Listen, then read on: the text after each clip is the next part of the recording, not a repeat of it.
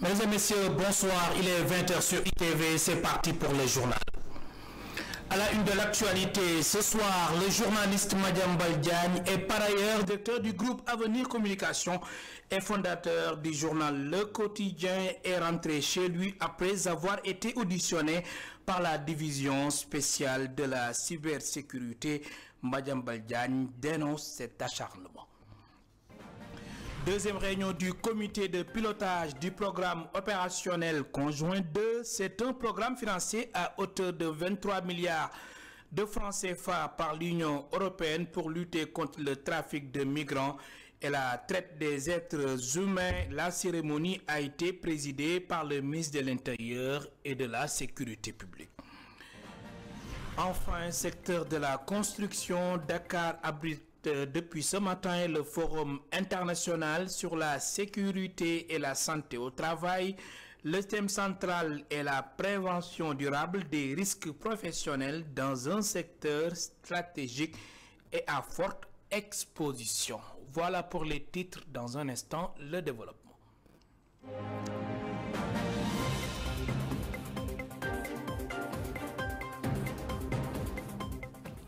Je vous le disais il y a un instant, le journaliste Madiambal Diagne est par ailleurs président fondateur du groupe Avenir Communication et donc fondateur du journal Le Quotidien, est rentré chez lui après avoir été auditionné par la division spéciale de la cybersécurité. Madiambal Diagne dénonce cet acharnement. Son avocat, Maître El Hadj Amadou Sall, se dit indigné. Je vous propose de l'écouter. J'ai longuement interrogé sur une curiosité. Une curiosité parce qu'il s'agissait d'un poste qui reprenait les propos qui ont été tenus par le député Amadou Ba lors d'une émission. Vous êtes tous au courant de ce poste qu'il a fait et qui n'a fait que reprendre des propos qui ont été tenus. Et Madiambal Diagne, d'ailleurs, au demeurant, s'est interrogé sur les raisons de son audition, étant entendu que s'il y avait quelqu'un qui aurait dû être entendu, ça aurait été Amadou Ba. Mais bref, il a été entendu, il s'est expliqué, il s'est exprimé et il s'est expliqué longuement et largement, finissant, me semble-t-il, de convaincre sur l'exercice qu'il a fait, qui était un exercice simple, l'exercice d'un homme public, d'un journaliste, d'un homme de presse, d'un Sénégalais qui exerce une opinion. Et aujourd'hui, nous avons la désagréable sensation que les délits d'opinion sont devenus presque la panacée. Nous nous en étonnons et nous nous inquiétons de ce qui apparaît objectivement comme une véritable dérive. Nous sommes en train de voir notre système politique démocratique se transformer d'un système de démocratie à un système autoritaire. Et il est peut-être temps qu'on revienne à la raison, que les autorités reviennent à la raison, que les questions de liberté ne se règle pas devant le prétoire.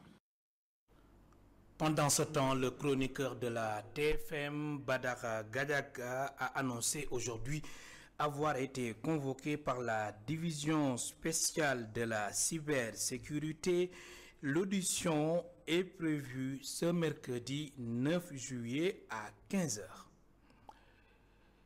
Le CEDEPS dénonce une nouvelle mise en demeure du CNRA contre la TFM. Le Conseil des diffuseurs et éditeurs de presse du Sénégal parle d'instrumentalisation politique inacceptable.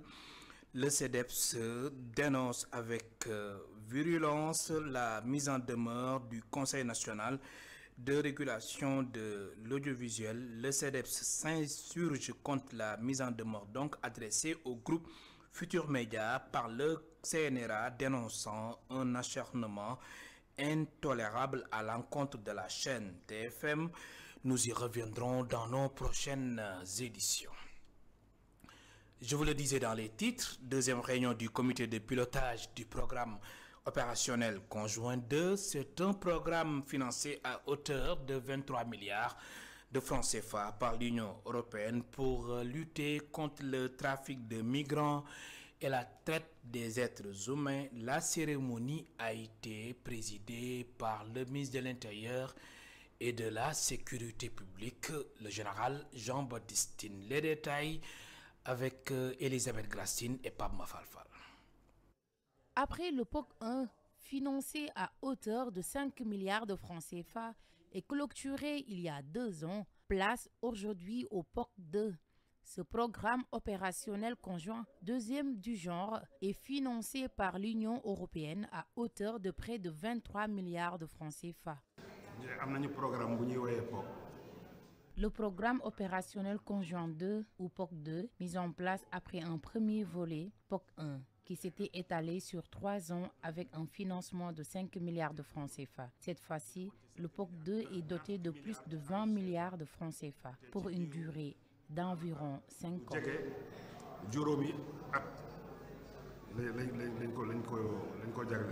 Ce programme POC 2 a de nouvelles ambitions en matière d'équipement, d'infrastructures, de formation et de renforcement des capacités. Il marque ainsi une montée en puissance de notre partenariat avec de nouvelles ambitions accompagnées de moyens renforcés, notamment la construction de postes frontières modernes, la mise en place de centres d'accueil et de prise en charge temporaire pour les migrants secourus en mer, la fourniture de vecteurs aériens, de vecteurs maritimes pour le contrôle et la surveillance côtière et le déploiement d'une campagne nationale de sensibilisation sur les dangers et conséquences de la migration irrégulière. Face aux menaces persistantes du trafic de migrants et de la traite des êtres humains, l'Union européenne reconnaît que de nombreux défis restent à relever. Des défis qui, au-delà des équipements et des formations, nécessitent des plans stratégiques solides, une meilleure coordination et une action dans la durée. Les défis qui sont devant nous sont considérables. Malgré les efforts déployés, les pressions migratoires, les flux clandestins et les réseaux criminels continuent de s'adapter. L'actualité nous rappelle que ces menaces ne sont ni statiques ni localisées. Elles sont en constante mutation, transfrontalières par nature et souvent alimentées par des facteurs socio-économiques plus larges, la pauvreté, les inégalités, le changement climatique, l'instabilité politique. Pour rappel, le POC 2 s'articule autour de plusieurs axes principaux. Le renforcement des capacités des forces de sécurité, dont la lutte contre le trafic de migrants et la traite des êtres humains, la protection des victimes, la sensibilisation du grand public aux risques liés à la migration irrégulière et la promotion des opportunités d'emploi pour offrir des alternatives durables, entre autres. Les ex-agents licenciés de la mairie de ont organisé une marche pour réclamer 37 mois de salaire. Ces pères de famille accusent le maire Moussa Bokar Thiam d'avoir bloqué leur salaire depuis 2022. Ils interpellent les autorités. Les précisions d'Amadou Omar Diallo. 37 mois sans salaire, c'est ce que dénonce le collectif des ex-agents licenciés de la mairie de Ourossogui. Après un long silence, ces pères de famille se sont signalés par des pancartes et brassards rouges pour se plaindre de l'attitude de l'édile de la ville, Moussa Bokar Thiam. 37 mois, nous avons bloqué notre salaire, manquement de grave à cause de Nous sommes restés 37 mois sans percevoir nos salaires parce qu'on a choisi d'être avec le parti PASTEF. Nous sommes des pères de famille. Il y a ceux qui ont travaillé pendant 10 ans, d'autres pendant 32 ans. Nous avons un contrat à durée indéterminée et on n'arrive toujours pas à percevoir nos salaires. Nos salaires sont bloqués à la mairie. Souciés de la gestion de la municipalité, ces ex-agents réclament une délégation spéciale et interpellent les autorités sur la situation actuelle de la mairie. Le préfet nous a beaucoup aidés. Nous interpellons le ministre de la Justice, le Moussa Fofana, pour qu'il fasse des efforts pour qu'il puisse recevoir dossier que nous avons constitué. Et nous interpellons aussi les autorités sur la situation de la mairie de Ourossogui pour leur dire que nous voulons une délégation spéciale parce que rien ne marche à la mairie de Ourossogui. Nous n'en avons marre. Ce bras de fer entre le maire de Ourossogui et ses 11 ex-agents date de 2022. Par ailleurs, ces derniers avaient porté l'affaire devant la justice en 2023 et avaient gagné le procès. Mais jusqu'à présent, ils courent encore derrière leur salaire. Nous avons essayé de joindre le maire Moussa Bokar Cham, mais nos tentatives sont restées vaines.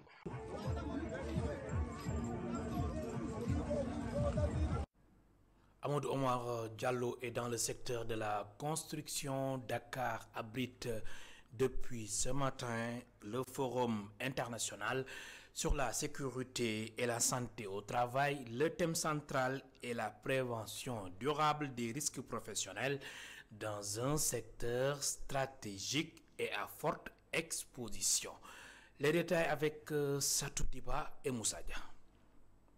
C'est après constat de plusieurs effondrements de bâtiments et des accidents de travail dans les chantiers que la Caisse de sécurité a pris l'initiative d'organiser un forum international sur la sécurité et la santé au travail dans le secteur de la construction. Ces risques touchent particulièrement les jeunes, les travailleurs précaires et les salariés des entreprises sous-traitantes.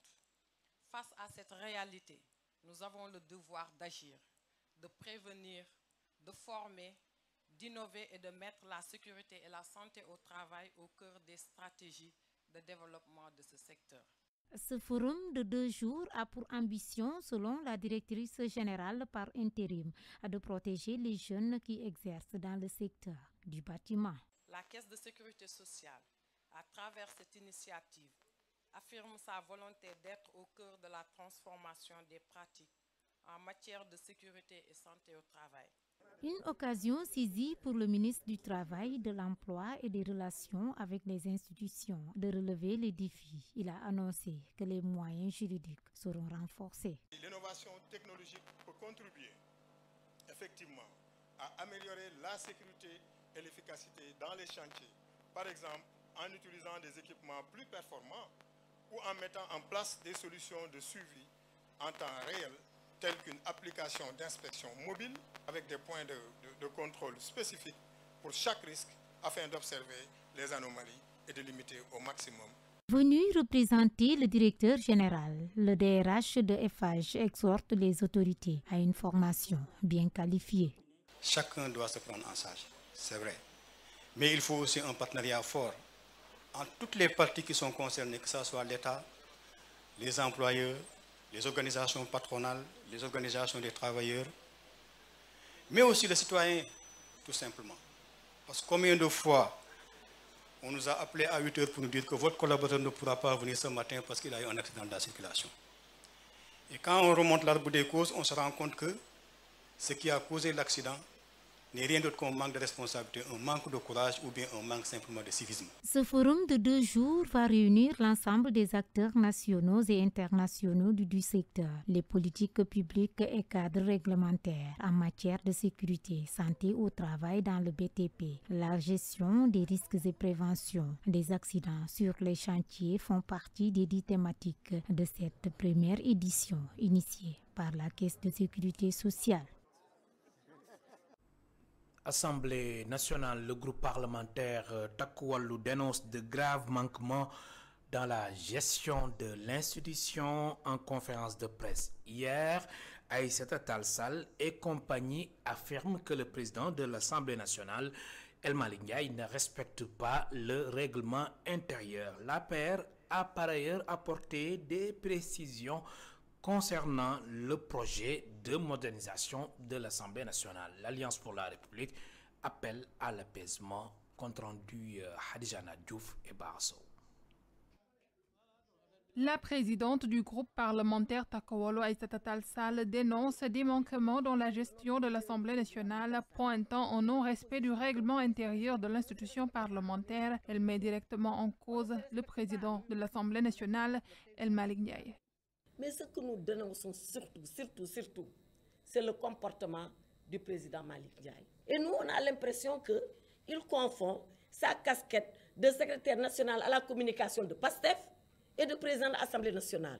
Mais quand le président se permet, en violation de l'article 69 de notre règlement intérieur, de rentrer dans les débats, et l'article 69 du règlement intérieur est très clair. D'abord, l'article 63. L'article 63 dit « Le président est là pour faire appliquer le règlement intérieur. » Et à 2 reprises, vous êtes témoins de comment nos séances ont été houleuses et très difficiles. On a eu beaucoup de mal à ce que le président fasse respecter le règlement intérieur. On a même eu des échanges qui n'étaient pas honorables pour les députés que nous sommes. Mais lui, il ne doit pas oublier que s'il est là, c'est grâce à nous. Concernant le projet de modernisation de l'Assemblée nationale d'un montant de 6 millions de dollars, Abdoul Mbow précise qu'il a été initié sous la présidence de Moustapha Niasse. Il affirme qu'en aucun cas, ce projet ne peut être attribué à l'actuel président de cette institution. Projet de modernisation de l'Assemblée nationale. Beaucoup de Sénégalais pensent à tort que le projet de modernisation de l'Assemblée nationale a été initié par l'actuel président en seulement 6 mois. Or, c'est faux. J'ai en ma possession des documents qui prouvent clairement que ce projet a en réalité été lancé sous la présidence de Moustapha Niasse. Le président Moustapha Niasse a commencé. Il se trompe s'il croit qu'il réussira son bilan en noircissant celui de son prédécesseur, a lancé Aïssata Tall Sall à l'adresse d'El Malick Ndiaye. Est-ce que le président Malick Ndiaye, il pense que son bilan va réussir parce qu'il aura noirci le bilan de la 14e législature? Il se trompe. Il peut tout à fait réussir son bilan en partant du bilan de la 14e. Et la 14e a fait beaucoup d'efforts. Et la 14e était dans des conditions. Je crois que si lui-même était dans ces mêmes conditions-là, il n'aurait pas fait le tiers de ce que le président Amadou Mame Diop a fait. Parce que lui, il est comme dans un fleuve tranquille, avec une majorité de 130 députés. La 14e, c'était beaucoup plus étriqué, beaucoup plus compliqué que ça. Pour finir, on leur demande de se calmer. L'Assemblée nationale, on le dit tout le temps, c'est le lieu des joutes et de l'adversité politique par excellence. Le groupe Takowalo dénonce par ailleurs de fausses allégations formulées contre l'ancien régime, notamment en ce qui concerne l'existence supposée d'une indemnité de plénière de 100 000 francs CFA qu'il dément formellement. Le groupe parlementaire appelle ainsi les députés de la majorité à plus de sérénité et à éviter des attaques par communiqué de presse ou sur les réseaux sociaux qui pourraient porter préjudice à l'image de l'Assemblée nationale. 4e édition de Inspire et Connect, une rencontre dédiée aux échanges, à l'inspiration mutuelle et au réseautage entre acteurs économiques africains et français.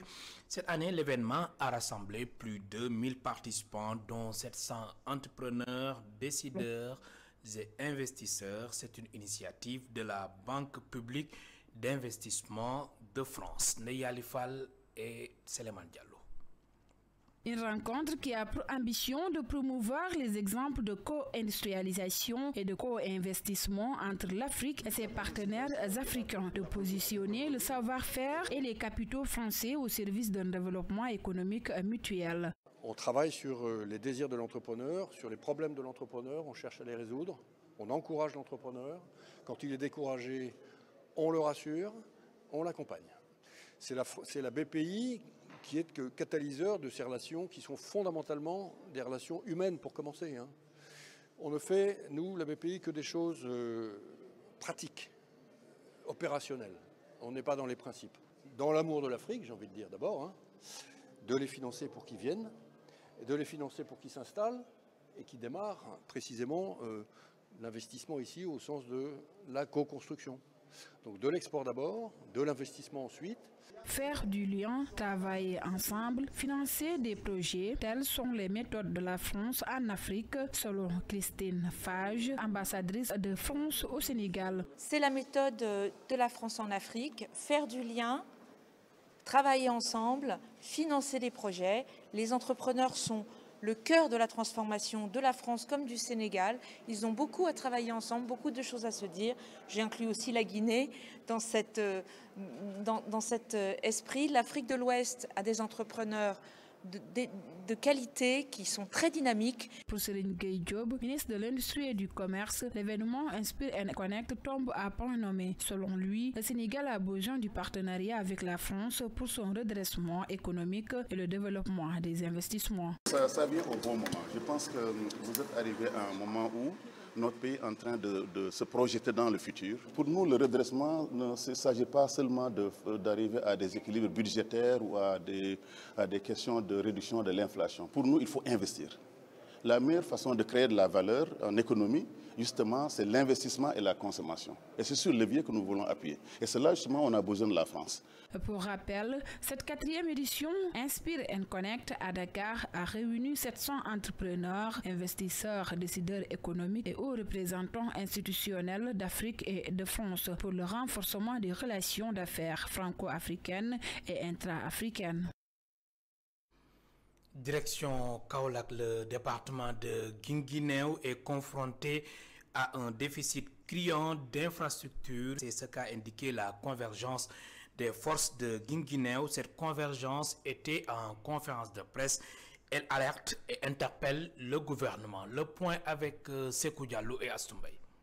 La sécurité au cœur des préoccupations de la CFCG, convergence des forces citoyennes de Guinguinéo en Décidega. La sécurité est une question connexe à l'emploi des jeunes et à la salubrité. Ainsi, je réitère notre ardent souhait de voir installer à Guinguinéo un commissariat de police, un tribunal d'instance, une perception du trésor et tout autre service dont un département a besoin pour la vie normale de ses citoyens. Des infrastructures sportives et sanitaires au cœur des préoccupations de cette formation politique. La lancinante question du stade municipal, du district sanitaire, délabré avec un plateau médical vétuste et du déficit criard d'infrastructures. La reprise du trafic ferroviaire peut booster l'économie locale. C'est le lieu aussi de lancer un cri de cœur à l'endroit des autorités pour qu'ils prennent conscience de tous ces intérêts qui sont derrière ces rails-là, de tout ce peuple-là qui est derrière ces rails-là, de toutes ces vies qui sont derrière ces rails-là. Qu'elles sachent que Guinguinéo et beaucoup d'autres localités comptent beaucoup sur ce chemin de fer. Le coordinateur de la convergence des forces citoyennes de Guinguinéo en Décidega a aussi abordé la question des prochaines élections locales et la position de cette convergence par rapport à ces élections.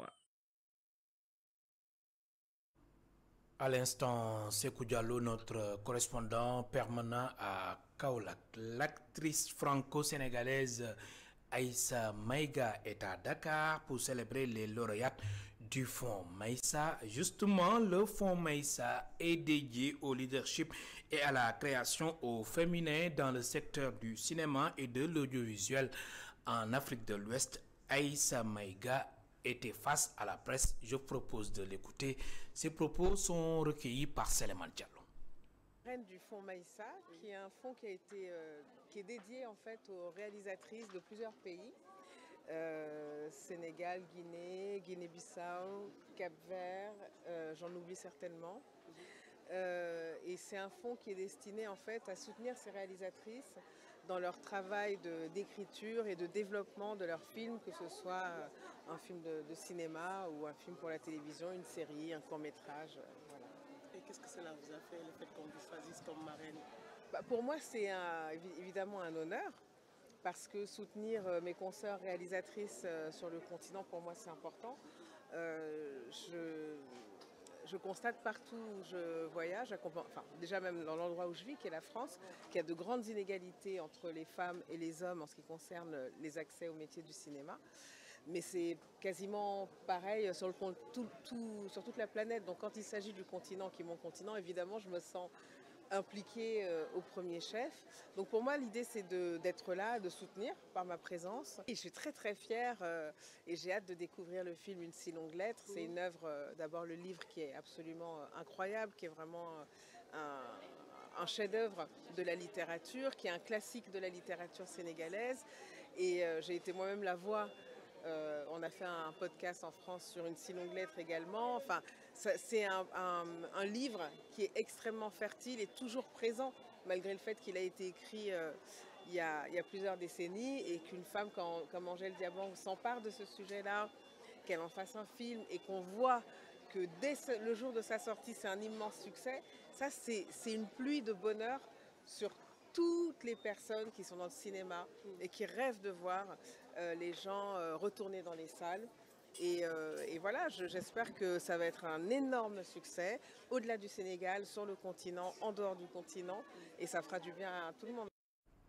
Dans quelques instants, votre émission, l'invité de la rédaction. La rédaction d'ITV reçoit ce soir Abou Ndiaye, journaliste, analyste politique et éditorialiste. Fin de ce rendez-vous avec l'actualité. Merci de nous avoir suivis. Bonsoir.